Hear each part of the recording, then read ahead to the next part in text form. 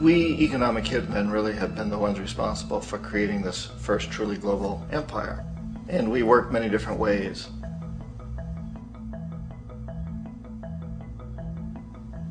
But perhaps the most common is that we will identify a country that has resources our corporations covet, like oil, and then arrange a huge loan to that country from the World Bank or one of its sister organizations.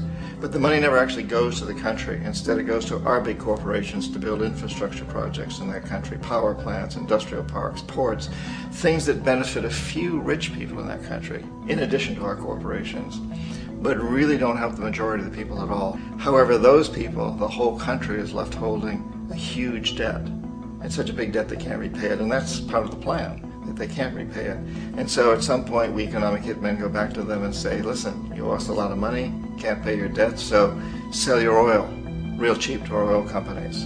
Allow us to build a military base in your country, or send troops in support of ours to someplace in the world like Iraq, or vote with us on the next UN vote.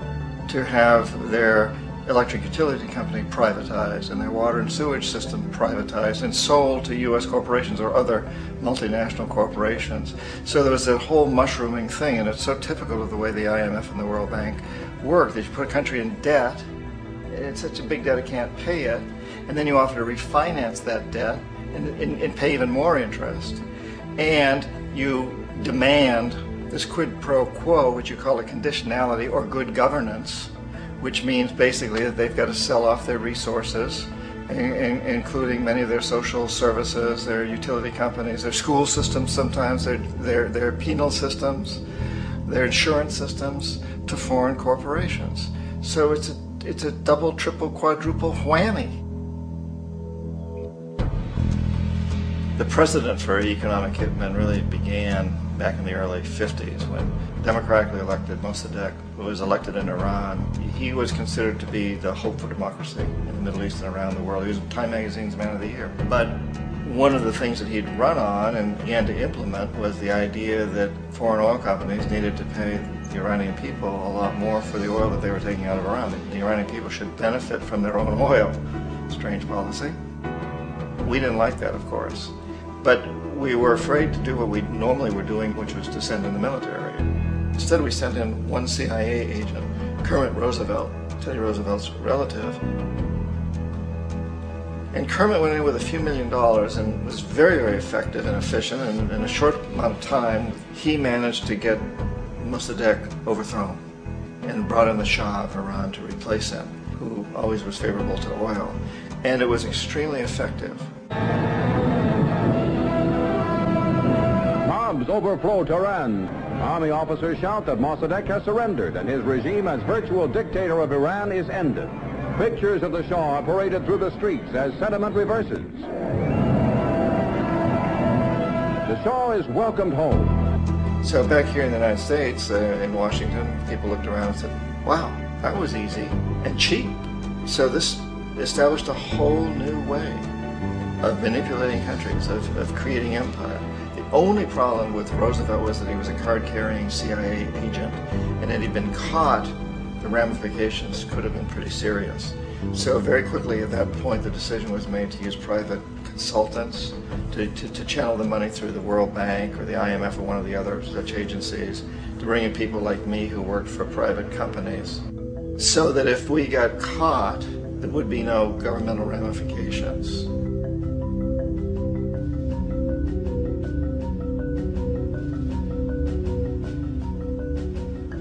When Arbenz became president of Guatemala, the country was very much under the thumbs of United Fruit Company, the big international corporations. And Arbenz ran on this ticket that says, you know, we want to get the land back to the people. And once he took power, he was implementing policies that would do exactly that, give land rights back to the people. United Fruit didn't like that very much. And so they hired a public relations firm, launched a huge campaign in the United States to convince the United States, the people, the citizens of the United States, and the press of the United States, and the Congress of the United States, that Arbenz was a Soviet puppet, and that if we allowed him to stay in power, the Soviets would have a foothold in this hemisphere. And that at that point in time was a huge fear on everybody's mind, the Red Terror, the communist terror. And so, to make a long story short, Out of this public relations campaign came a commitment on the part of the CIA and the military to take this man out. And in fact we did. We sent in planes, we sent in soldiers, we sent in jackals, we sent everything in to take him out, and did take him out. And as soon as he was removed from office, the new guy that took over after him basically reinstated everything to the big international corporations, including United Fruit.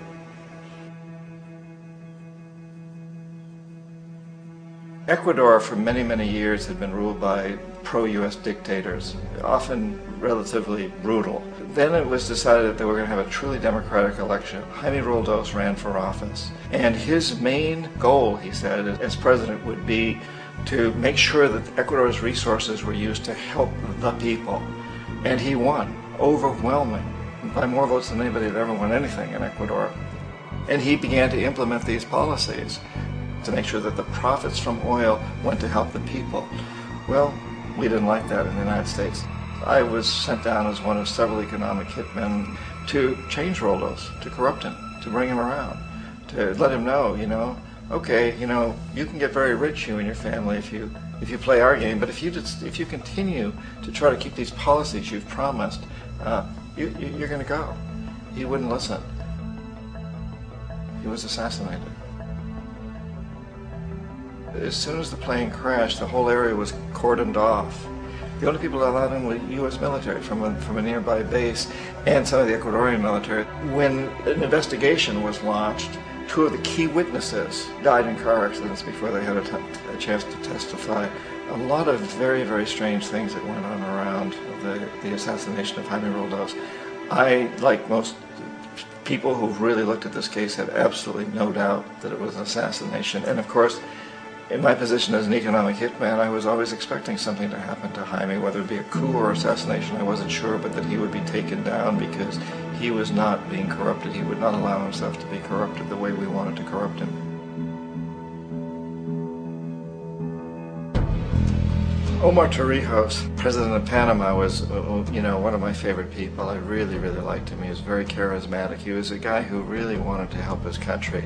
And when I tried to bribe him or corrupt him, he said, look, John, he called me Juanito. He said, look, Juanito, I don't need the money. What I really need is for my country to be treated fairly. I need for the United States to repay the debts that you owe my people for all the destruction you've done here. I need to be in a position where I can help other Latin American countries win their independence and be free of this terrible presence from the north that you people are exploiting us so badly. I need to have the Panama Canal back in the hands of the Panamanian people. That's what I want. And so, leave me alone. Don't try to bribe me. It was 1981, and in May, Jaime Roldos was assassinated. And Omar was very aware of this.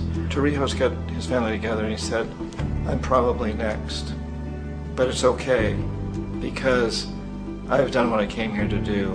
I've renegotiated the canal. The canal will now be in our hands. He just finished negotiating the treaty with Jimmy Carter. In June of that same year, just a couple of months later, he also went down in an airplane crash, which there's no question was executed by CIA sponsorship.